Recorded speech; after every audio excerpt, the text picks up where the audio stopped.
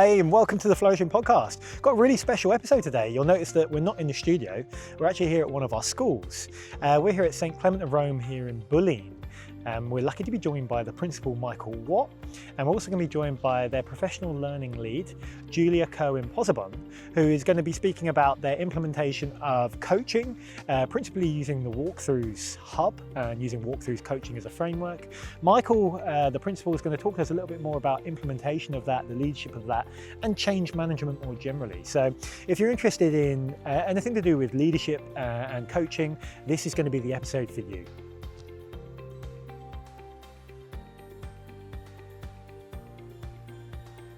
So, Michael Watt, welcome to the podcast. Thanks. Principal of St. Clement of Rome School here in Bulleen. Yeah. Michael, your school motto is love one another. Mm-hmm. What does that mean to you? It's pretty simple, I think. Just treat others how you want to be treated. Be as kind and inclusive as you can. Back to the dignity of every person, isn't it? Just showing people respect.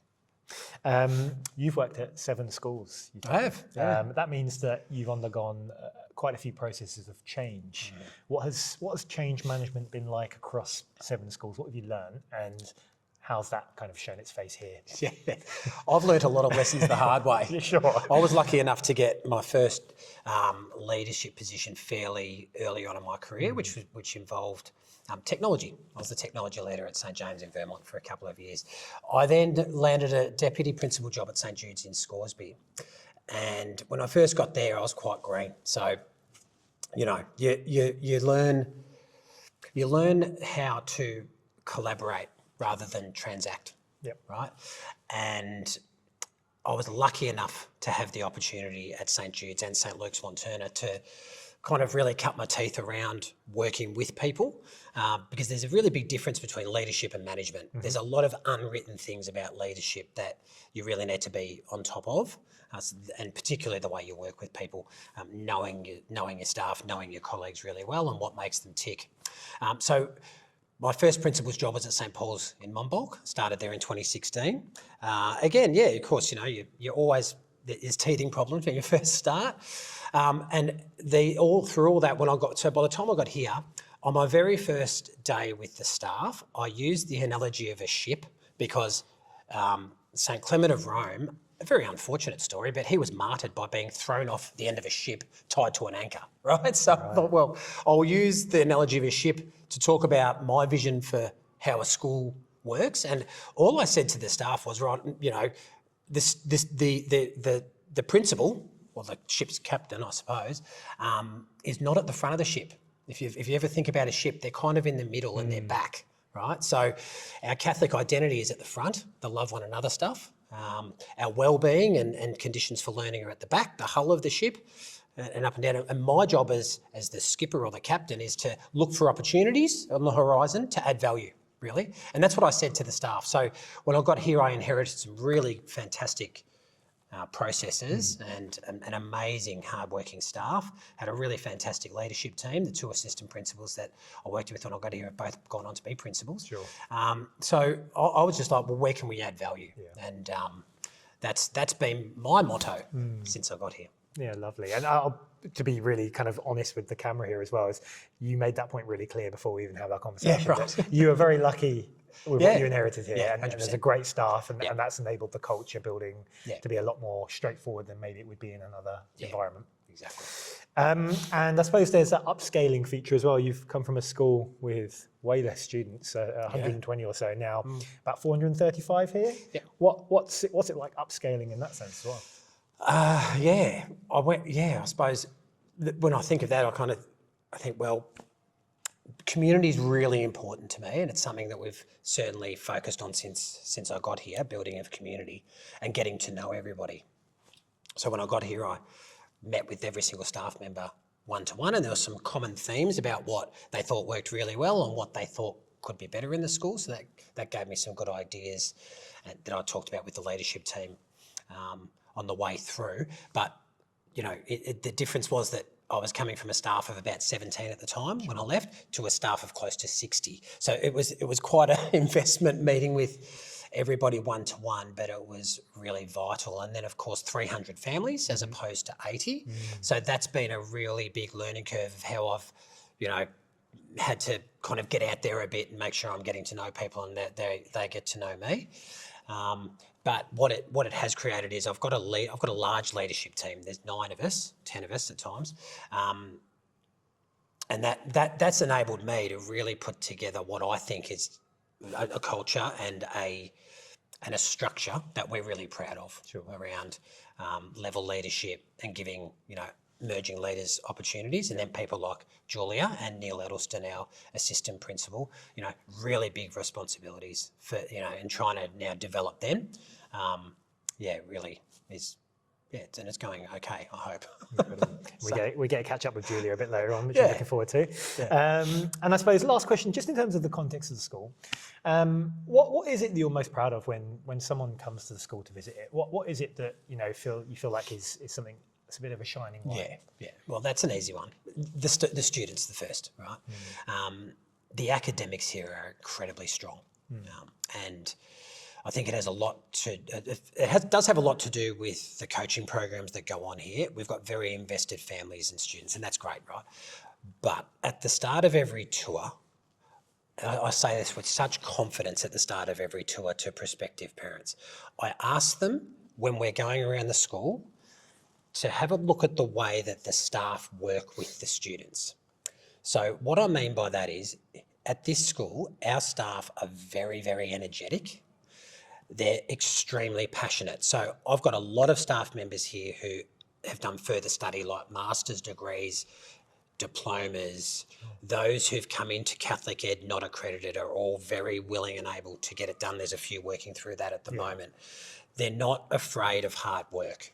So they've got high expectations on themselves, and they hold each other to account a lot on that as well. So really, a shining light, aside from the students and the families being so invested, our staff are just an absolute shining light, and you never ever see them, setting the kids to work and then sitting at a separate table and, doing their work program or whatever. What they do is they are always with and in among the kids.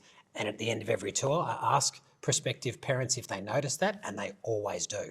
So our turnover rate on tours is pretty high, to be honest. But yeah. So. Good for you. Michael, we're going to be joined by someone quite important to this work. Who's joining us? Yeah, so our professional learning leader, Julia Kerwin-Posabon, will be joining us in just a few moments. Julia teaches in Year 3, Monday, Tuesday and Wednesday, and being in a role like she's in, professional learning leader, and what she needs to try and deliver to the staff, it's really important that she's in the classroom teaching and delivering it herself to her own children, and that just gives her such credibility. So you'll hear her talk a lot about that. Awesome, can't wait for her to join us. So Julia, we'll start with you. You've played a predominant role here in leading professional learning and coaching. You've invested quite heavily here at this school in coaching. Yes. And so what has been the return on that investment for you? Amazing. Well, I think the foundations of coaching that we're working on at our school, we work with an external coach called Wally, and we are working with the WalkThrus process, and it has been a really great process. It has helped with our professional learning in all areas of the curriculum, and it kind of underpins all of our learning at the school. And the best part that we've gotten from it is the collaboration with our staff. So we have coaching teams, we have coaches, and in our teams, people are working together from different levels, different experiences, and it's a collaboration. There's a lot of conversation, there's modelling, there's observations, team teaching, and that's probably been the best part of our coaching. Incredible. And can I ask if you can elaborate a little bit more on how WalkThrus has supported that? Because we're really proud as an organisation at Max that we've managed to bring something in that has created this kind of shared language. It's a system playbook, if you will. Absolutely. So how's that supported you in this initiative? Well, I think the first step was the why. When we were presenting it to our staff, it was backed in science, it was backed in research. It was clear why we were doing it. So that was the best part of it at the start. And then for us, we sat down as a staff, we looked at the things that we needed to work on, the areas that we wanted to improve, and just going through the resources, the website, it was so easy to pick goals, have a little cluster with a group of goals, and then kind of bring the like-minded teachers together, or the teachers who are working on the same area together, it just made it easy for us to group people, and then we're all going in the same direction with our groups. Incredible. And I suppose then, how did you translate that from those meetings into everyday classroom practice? Yeah, so we have a bit of a process that we're trying at the moment in our professional learning, where we kind of start the term with the why. So we look at the research, we look at the website, we look at all, click on all the little clusters and stuff. And then from there, we have a little bit of a process where we observe, we model, we meet as a team, and we kind of repeat that throughout the term. So we see it in the classroom when we observe, we model it as coaches, we team teach with our teachers, and you can see it in the room when you're there. The teachers have the same shared language, the kids know, the teachers are working on modelling today, so we're going to show them how we do this stuff. So the shared language and the teachers in the classroom together. The coaches aren't just sitting at the back watching and writing notes, we're having conversations, we find the time to sit down and talk and have a chat too. So yeah, that's how it comes to life. Incredible. Yeah. And then I suppose, did you have to work on that that culture? Absolutely. And it's one thing being able to talk about it, but actually be able to have those conversations. It's quite a brave thing, isn't it? Yeah, it really is. And as a coaching team, we had to sit down together and talk about being vulnerable, talking about being teachers ourselves. So all of our coaches are actually classroom teachers as well. So I teach in the classroom 3 days a week. So for me, when I'm meeting with my coaching teams, I'm talking to them about me being a teacher on the floor, working with the kids myself, and kind of just having that culture of, I've been teaching for this amount of years, you've been teaching for a little bit longer, but we're working together on the same goal, and we have the science and the research to back it. So there's a coach, but we're also a team. So that's been the best part of that. Incredible. And you created a dedicated role here for leading professional learning. What led to that creation, and what have been the green shoots of that? Is that moving? Well, that role came out of professional learning around like the Flourishing Learners Conference last year. Yep. That was the first time I'd seen Thomas Sherrington live. I've been following him in various forms, but seen him on videos and things like that. But to see it all happening live, there was clear through lines. Like a lot of what the walkthroughs are about can be applied to all subject areas. Julia has experience with a role similar to this in a previous school she'd worked in. So when I was putting the role together, I did consult with our leadership team and Julia, among others, to come up with a role description that we felt, I suppose I'd think of it as a spine. So a through line through all the stuff. What are we looking for? And what can we use as a platform to make things very tangible and very obvious in the classrooms? And the walkthroughs was beautiful for that. So that role involves overseeing not just the coaching program, but the whole professional learning program and how it. So the big picture professional learning stuff, such as what we're involved in Teach Well, something like that, and then how that funnels into our coaching. We've got Peter Waldron is an amazing resource to have here. He's a great guy as well. Previous principal in his own right. So again, understands school culture, understands psychological safety, like Julia just alluded to. So when I advertised the position and Julia interviewed for it, she had such a strong vision around how walkthroughs and high impact teaching strategies can be applied right across every subject area. And she's teamed up beautifully with Peter to implement it. And I suppose that notion of being able to use system resourcing as widely as possible to then, I suppose, bring that into what you're already trying to achieve. So as professional learning leads, I suppose, Julia, one of the, I think, difficult things would be maintaining coherence, because it's quite easy for these ideas to filter through to a school, and then you start to see that fragmentation of ideas. In some cases, even lethal mutation, where we have that buy-in that we want to use a certain strategy or technique, but it's maybe not being used with fidelity. So how have you managed that? I think our big one at the start was that we weren't adding anything new to the load of the teachers. So all of the things that we were bringing to them, the research that we were bringing, it was a continuation of things that we had already spoken about before in the science of learning and all that kind of stuff. And, when you think about the science of learning, I mean, a lot of schools kind of started with daily reviews. So we build on from that. So when we started with the walkthroughs process, there was a big focus on this is not something new to add to your plate. This is going to make your plate even better. Sure. So it was adding to the resources that we had already had. We have some amazing teachers at this school and really hardworking team. So the general vibe was excited about coaching, to be able to sit with our other teachers and talk. We talk a lot about planning and we talk a lot about students and data. So having the opportunity to sit down and just talk about yourself and your professional learning was really valuable. Amazing. So that was a big part of building that culture, to say this is not another PD that we're just going to visit and then we're going to go back and we're going to have that, professional forgetting curve of just what did I learn and all that kind of stuff, of just continuing it. It's our base level and we work up from that. So yeah. And I suppose you hinted at it there, Julie, and this might be a question here for you, Michael, is that idea of hierarchy when it comes to instructional practice. And it's all well and good, you want to work on daily reviews, but if you don't have routines and behaviour expectations in place, that's going to go to waste, isn't it? So you employed an assistant principal for engagement. Yep. I suppose influenced a little bit by the vision for engagement. Definitely, yeah. Can you tell us a bit more about that and how that's helped? Again, going back to the Flourishing Learners Conference had a huge impact on me personally. Vision for engagement stuff coming through, and one of the initiatives alongside all this is positive behaviour for learning that we're implementing at this school. So, like Julie just alluded to, the whole plate analogy. Yeah. We go along to PBL and they say to us, it is the plate, right?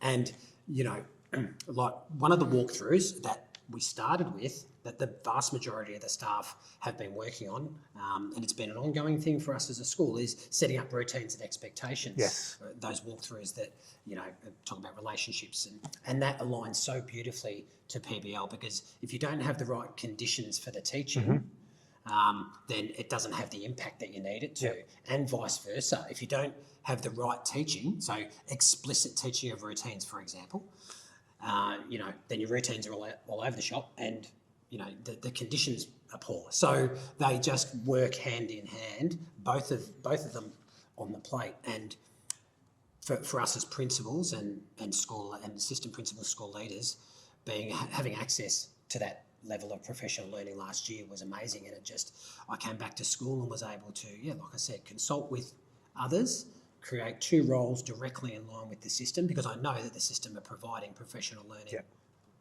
in line with those two visions. Yeah. I suppose, and there'll be a lot of principals or leaders watching this and thinking, we have got a plate and it's full. So how do you balance that, and how do you get your staff to see that, the PBL and the work around that is supporting the teaching and learning? I can talk through setting up the walkthroughs. So what we did at the start was we kind of just wrote down some of the issues that we were having from the start of the year. So it might be, I can't get my kids' attention, or everyone's talking at once, or students are settling for mediocre work. They were some of the questions that popped up. So when we went through the walkthroughs website, we have the little cluster tool, and you put the questions in, and from there they give you a little cluster of goals. So when we went back to the staff, we were saying to them, these are the issues that you had, these were your questions, here are some strategies. So it was just a clear, direct line. Here are some problems we're having. Here are some strategies. And then again, going back to the research, I feel like I'm always talking about a little bit nerdy for the research. I love it.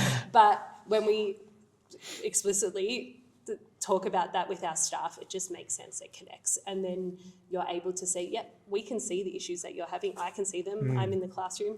And here are some really good strategies, let's try them out. And then the process of coaching, we're trialing, we're changing, adapting, and it's working.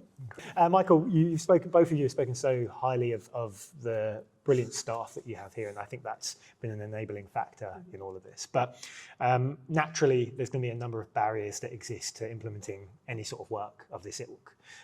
What's it been like navigating those barriers? Yeah, well, when we first embarked down this path, psychological safety was something that I was very, very conscious of.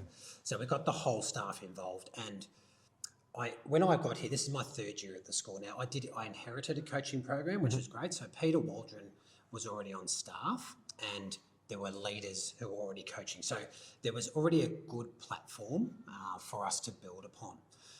But we had to make sure that people were comfortable with, the coaching cycle. We had to work as a staff on how we give, receive, deliver feedback and that sort of thing. So that was the first kind of, all right, let's just test the water here and see. And we had a staff conference a couple of years ago where we talked a lot about feedback. And from there, obviously finding the right person who has the credibility, has the expertise, can model and, give and receive feedback themselves. Was really important. One of the biggest barriers, though, like any school will tell you, is time, resources. But Julia's amazing at protecting the time. So little things, I'll shoot her a text occasionally and say, hey, can we catch up, about whatever it is? And she'll say, oh, yes, we can, but I can't do it at 10 o'clock because I'm in a classroom and, she's modelling or she's coaching. And I'll go, no worries, we'll do it before school or whatever it is. So between the two of us and the rest of the leadership team, we must absolutely respect that time and say, oh yeah, but your coaching can be done later. Well, it actually can't. The teachers prepare for it. They trust Julia. And if she keeps on, if I keep pulling her away from it, then it's just going to fall over. So it's being aware of that barrier too. Yeah, amazing. And I suppose then, Julia, Michael's spoken very highly of your work. What have been some of the learnings that you have encountered through this process? I think I mentioned this before, but I think it's the vulnerability for me that has helped me learn and grow and adapt in the role. And just, I'm a teacher first, so I think that's my biggest strength in when I'm talking to the staff. I'm coming from their point of view, and I'm talking about me in the classroom, and I think that's really helpful when you're having those open, vulnerable conversations with teachers about their practice. So yeah, I'm a teacher first. Amazing. I love being a leader, but that's who I am. I'm a teacher. and I respect your time. I respect your time, and I know that you need to go because you've got some teaching to do later as well. Great traits to attend to. So I will ask you your very last question. Yes, thank you. We always want to know what's inspiring you and what's helped you achieve the work that you've achieved here at this school. So what have you read recently or even in the last few years that's inspiring you? I bought my very folded, very highlighted version. I can tell that's well used. Yes, that's legit. Tom Sherrington's Rosenshine Principles in Actions. I got this book, I think 3 or 4 years ago, nice. And I've held on to it. I took it with me from my previous school, and it's my little Bible. I think that it's just, I think I've spoken a little bit about this in our chat, that you just always go back to the research, especially when you might come across a tricky question or someone who's just not sure. This is where I come back to. So love the website, but also love my original book. Love it. I suppose specifically, what is it about Rosenshine's Principles in Action then that's been supportive of this work? It's clear. Yeah. It's a nice, good looking diagram there. It's clear, it's relatable, and it's easy. Highly recommended. Yes, love it. There we go. We've also got a module online on Kevin, by the way, that connects to Rosenshine's Principles in Action. So please check that out if you are looking to learn more and gather more of this research and evidence. We're going to let you go now, Julia. You've got to go teach, maybe even coach. I don't know, but thank you so much for joining us. Well done for the great work that you are providing to this school, and I know that Michael's very grateful for it. Awesome. Thank you so much. Thanks for having me. So, Michael, we've spoken to Julia, your professional learning lead. You've talked a lot about change management, and you've talked a lot about leading, and not just management, but leading others and distributing leadership and, getting buy-in and staff ethic, everything, all of that ilk. There's a lot that goes into implementation. What have you learned along the way? And I suppose what advice would you have for other principals and other leaders within schools that are kind of key appliances here when we're working with this implementation? I've said this a few times. Psychological safety, I think, is the biggest one. What advice do I have? I think all principals, certainly the ones that I work with, know that it's putting the right people. If you're on a ship, putting the right people in the right section of the ship. There's other analogies like a bus. It's putting the right people in the right seats. I suppose I was lucky when I got here that I inherited a staff member, Peter Waldron, who was already employed with us and his role is as a coach. Now he's VIT registered. Peter's been a principal before, so he really has a great understanding. But he has proper training in coaching, and you know, this program hasn't come out of nowhere, right? I inherited a program that's already in place, and we've tried as best we can to add value to it in line with the Max visions. So if a principal asked me if they wanted to have a coffee with me, I'd say to them, look, I would probably create a role for a coach or a professional learning leader, but get them trained in coaching. Yep. And also make sure your environment's right around psychological safety, like who's working with who is really important, and how comfortable we are to be that vulnerable. So, you know, as leaders, your leadership team needs to be really prepared to put themselves out there, to get the best out of the staff. Yeah. I suppose in support of that, we have our Max WalkThrus coaching. We've taken in 2 full cohorts of schools this year, so we've got real buy-in into that this year. And if any schools are interested in listening to this advice, then next year there'll be opportunities to join in that, which will help with the building of the framework and enabling coaching. Last question then, and I'm going to keep to the analogy of ships. How to stop, man going overboard, or to stop a disaster like Titanic? What advice do you have then for maintaining that kind of staff culture? You said you've come into a great staff culture. How do you maintain that? Yeah, look, don't get me wrong. It is a great staff culture. I love the energy. Like every organisation, like every school, we have our issues. Okay, so I'm not. It's definitely not. There's, we strive for perfection, don't we? And what do they say? You might catch excellence, I suppose. So yeah, we talk about our staff culture and staff climate a lot, and I think, like I say, man overboard. It's about. I think that comes back to emotional intelligence, and as a leader, again, an unwritten rule of leadership. Check in with people as much as you possibly can. Find the time. Yeah, yep. Just try and find the time. We're in schools. Everyone's so time poor. Yeah. But just try. If you notice someone or something, just a quiet word. Just show that you care. Show some understanding. And some empathy, but you can't let go of the non-negotiables, can you? We're here for the students, and to try and maximise their outcomes.